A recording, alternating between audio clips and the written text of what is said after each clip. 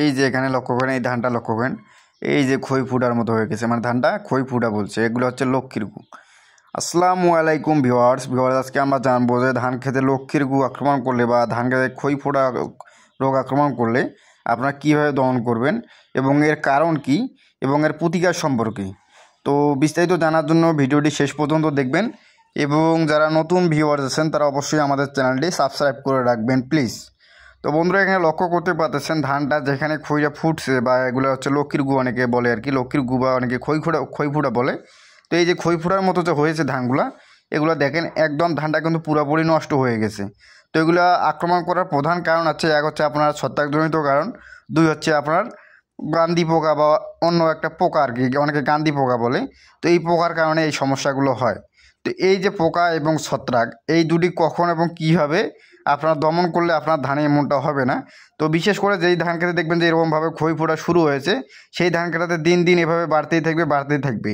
আর যেই ধানটা শীষটাতে এটা ধরবে দেখবেন যে বিশেষ করে সেই শীষটা ধীরে ধীরে মানে বেশিরভাগ ধানে এরকম খই ফোটার মতো হয়ে যাবে। তো এই জন্য কিন্তু আপনাদেরকে এই রোগটা দমন করতে হবে। বিশেষ করে আমাদের যদি ধান খেতে যখন দেখবেন যে বিশেষ করে ছত্রাক আক্রমণ করে, তাহলে অবশ্যই আমাদেরকে ছত্রাকটা দমন করতে হবে। আর দ্বিতীয়ত কারণ হচ্ছে, আমাদের ধান খেতে যদি পোকা থাকে বা গান্ধি পোকা বলে আর কি, এই পোকাগুলো থাকে। তো এই পোকার কারণে এই সমস্যাগুলো হয়।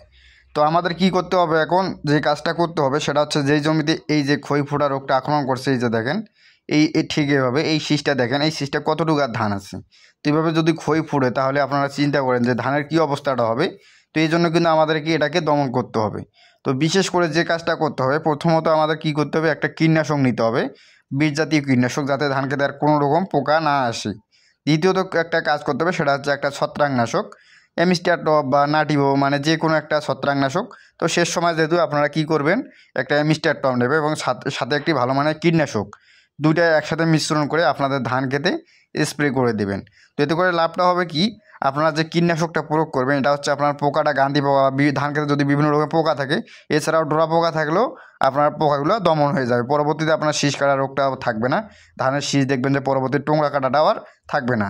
আর দ্বিতীয়ত আপনার ছত্রাকের ওষুধটা আপনার কাজ করবে কি, ধান খেতে যদি আপনার দেখবেন শীষ মরা রোগ থাকে বা ডগা পচা, তো এই শীষ মরা এবং ডগা পচা এই রোগটাও আর থাকবে না।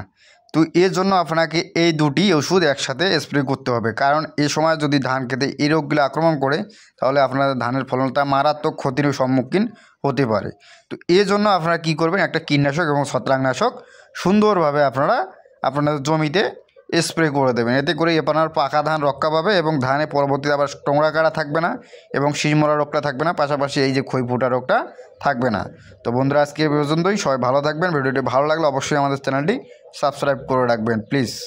আসসালামু আলাইকুম।